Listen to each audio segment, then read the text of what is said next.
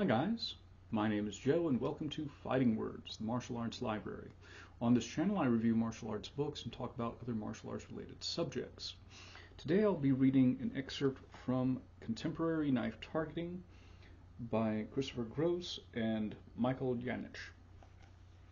And I'll actually be reading two chapters. One is Fairbairn's original Timetable of Death and Insights into the True Significance of Fairbairn's Timetable. This book did an excellent job of comparing W.W.I. Fairbairn's so-called Timetable of Death, which was a chart that was found in his book Get Tough. Fairbairn was an instructor for the OSS during World War II, and he had this chart showing how long it would take someone to lose consciousness or die based on knife wounds to various parts of the body. And people started looking into that and going, that doesn't really seem to line up with medical knowledge. And this book is primarily designed to address that, and then it actually goes over some tactics based on modern knowledge that we have and modern legal considerations as well. Anyway, let's get into it. Fairbairn's original Timetable of Death. To students of knife tactics and military combatives, W.W.I. Fairbairn's Timetable of Death is a revered piece of close combat history. Originally published in Fairbairn's book All in Fighting, later reprinted as Get Tough, it has long been considered an authoritative guide to edged weapons targets and the effects that knife wounds to those targets. Like most students of the knife, during the author's early study of edged weapons tactics, we accepted the timetable as gospel. Fairbairn's status as a legendary figure in the history of close combat was unquestioned, so we assumed the accuracy of his writings, and the timetable, was also above reproach. However, as we began looking deeper into the combative use of the knife, we also began to develop a detailed understanding of human anatomy and its vulnerability to knife wounds. And as we did, it became apparent that some aspects of the timetable were not as authoritative as we had once believed. The first aspect of the timetable that came into question was the accuracy of target depths. Since human beings vary greatly in size and physique, it seemed illogical that the depths of the blood vessels included in the table would be the same for men of different weights and body sizes. If the figures provided were intended to represent target depths for an average man, defining the parameters of that average would be important, especially considering Fairbairn's background. From 1907 to 1940, Fairbairn was a member of the Shanghai Municipal Police. As a member of this unit, he investigated and meticulously documented countless violent incidents, and was personally involved in an unspecified number of armed encounters. He was also personally involved in the development and instruction of the SMP's Close Quarters Combat Curriculum and developed the timetable to help train his officers in the combative use of the knife. Unfortunately, no details of the methods he used to divine the information in the table were ever publicly documented. Many students of close combat speculate that Fairbairn's information came from the execution of criminals condemned to death. Shanghai, at that time one of the most brutal and unforgiving societies in the world, could certainly have been able to provide a supply of prisoners for use as test subjects. However, none of this can be supported or refuted based on available information. Even if prisoners had been used, their ethnicity, physical condition, and other physiological factors would probably have been very different from the average American or European. As such, the target depths described in the timetable could have been very inaccurate when applied to the average German soldier of World War II or the average American street criminal today. Since the ultimate goal of this study was to compare Fairbairn's original table with modern state-of-the-art medical information, the authors knew that our research as interested laymen could only go so far. We needed expert medical insight from a recognized professional. Author Chris Gross found that in the form of Dr. Michael Doberson, medical examiner for the Arapahoe County Coroner's Office, Littleton, Colorado, and associate clinical professor of the Department of Pathology, University of Colorado Health Science Center, Denver, Colorado. During Dr. Doberson's initial evaluation of Fairbairn's timetable, he immediately questioned the target depths specified in the table and explained that a subject's size, physique, and state of health could have significant effect on these figures, especially those targets located on the torso. He explained that the targets are invariably deeper in a person who weighs 250 pounds versus a person who weighs 180 pounds. In fact, Doberson commented that the only target depths that remained relatively consistent, regardless of physical size, are the radial and brachial arteries in the arms. With this information in mind, Gross determined that one of the critical steps in our analytical process had to be to determine the appropriate average physical size for our reference. During the initial consultation, Dr. Doberson also pointed out that the depths of vascular targets below the surface of the skin can also be very misleading, since they represent distances based on the natural state of body tissues. Since tissue is flexible, it can be compressed and displaced, dramatically changing the depth relationships of a target's vulnerability to an edged weapon strike. In other words, because soft tissue yields to pressure, a short-bladed knife can often inflict wounds deeper than its blade length. To ensure that the information considered in the author's study truly reflected modern medical science, Groves requested that, in addition to his trained professional insights, Dr. Doberson provide as much supporting medical documentation as possible. Since there is a great deal of misconception and speculation regarding the nature and effects of knife wounds, documentation of truly scientific medical studies related to edged weapons wounds was critical to Groves' efforts to separate fact from widely accepted fantasy. One of the most important references Dr. Doberson provided was an excerpt from the medical journal Injury. This excerpt documented a scientific study that was conducted to measure the depth of penetration necessary to strike various organs and vascular bodies on the human body. In that study, one of the depths registered was the depth from the surface of the skin to the pericardium, the protective sac that surrounds the heart. Based on computerized topographic scans of 71 subjects of various sizes, the median depth of this tissue was determined to be 30 millimeters, or approximately 1.25 inches. This depth is quite different from the 3.5 inches specified in Fairbairn's table, and casts further doubt on the accuracy of Fairbairn's target depth figures. Based on the discovery of such blatant discrepancies early in our research, the authors realized that our revision of Fairbairn's timetable must include a new, thorough, and completely objective analysis of target depths. To ensure a clear understanding of these depths, we decided that we would also provide substantial detail of the angles required to reach the targets, if any, a critical piece of information not referenced in Fairbairn's original study.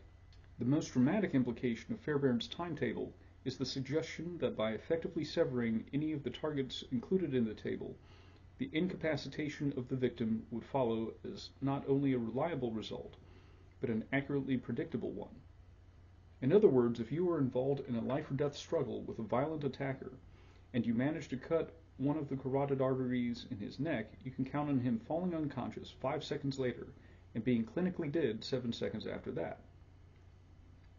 In a self-defense or other close combat situation, where the rapid incapacitation of one's attacker is the primary goal, this type of predictable result sounds like the perfect tactical solution.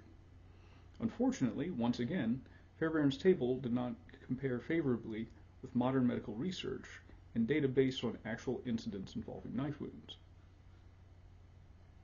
One of the most detailed scientific references we found in our research was an article titled "Physical Activity Following Fatal Injury from Sharp-Pointed Objects" in the International Journal of Legal Medicine.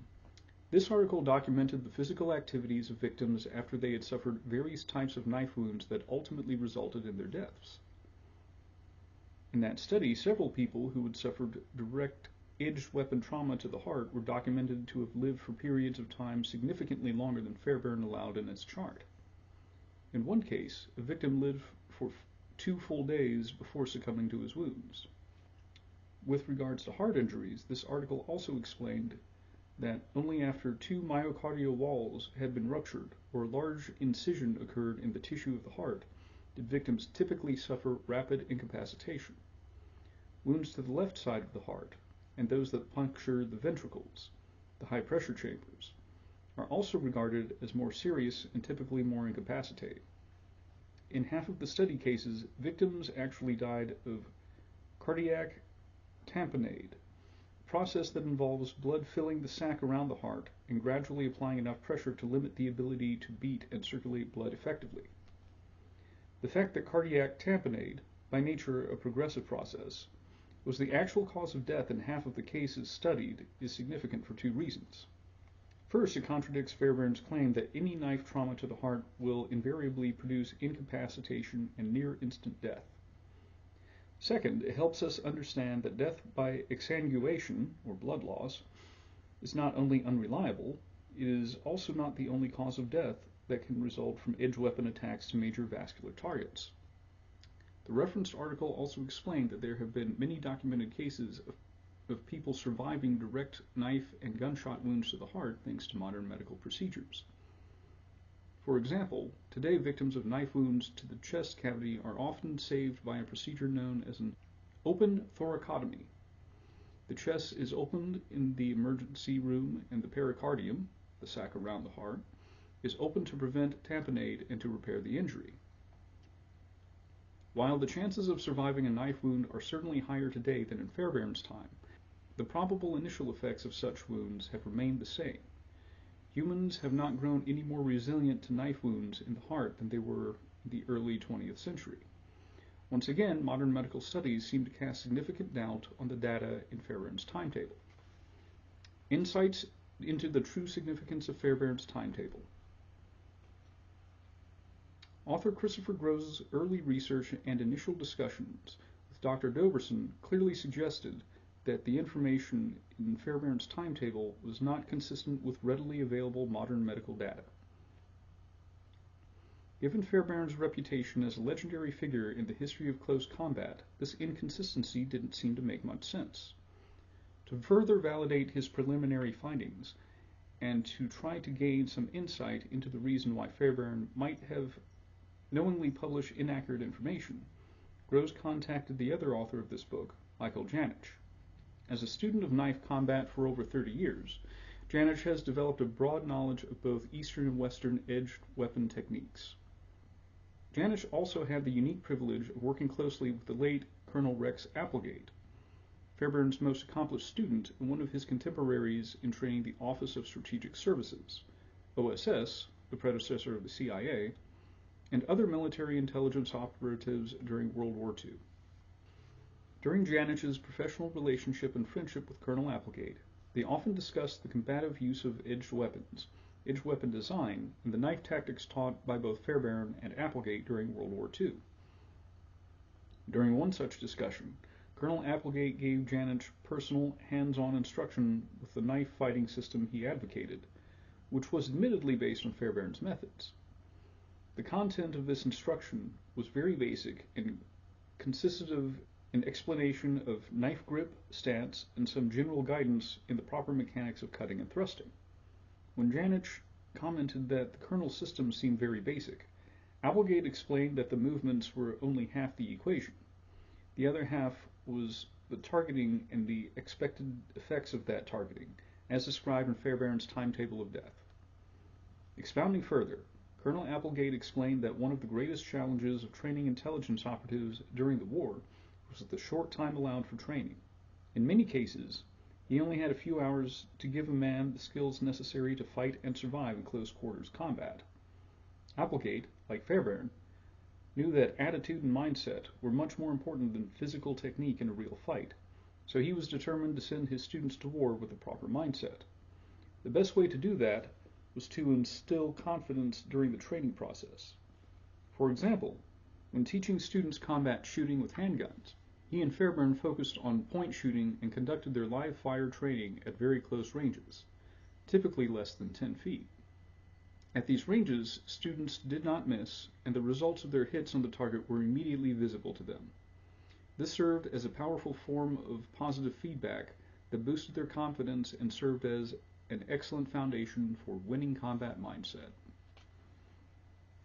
An even more blatant example of this approach in instilling confidence can be seen in Fairbairn's matchbox attack, also included in his book Get Tough. This technique advocates using an ordinary wooden matchbox as a striking tool. According to Fairbairn, the matchbox should be placed in the hand made into a fist, and the fist swung toward the mandibular angle of the jaw as quickly as possible using hip rotation. Supposedly, the use of the matchbox would protect the attacker's hand and ensure a knockout blow. Colonel Applegate explained that, in reality, the matchbox had nothing to do with the power or effect of the strike. However, it had everything to do with making an ordinary man unaccustomed to fighting at close quarters believe that, by holding a matchbox in his hand, he could knock out an opponent without fear of injuring his hand. That belief and the confidence that came with it helped give him the mindset and attitude he really needed to fight and survive. Although Colonel Applegate could not offer any insights into the specific data in Fairbairn's chart, or the methods he used to determine that data, he did admit that it served as a type of targeting template for his and Fairbairn's systems of knife combat. By quantifying the supposed effects of an attack to a specific target in an authoritative way, students immediately understood which targets were the most effective. Again, although Colonel Applegate could not comment on the scientific validity of the specific times cited in the table, creating the belief that a cut to the carotid or a stab to the heart would eliminate an enemy soldier in a matter of a few seconds could certainly go a long way toward developing a man's confidence in his ability to use a knife. Combine that belief with a simple, easily mastered skill set, and in a very short order you will have a man with the mindset and confidence to kill with a knife.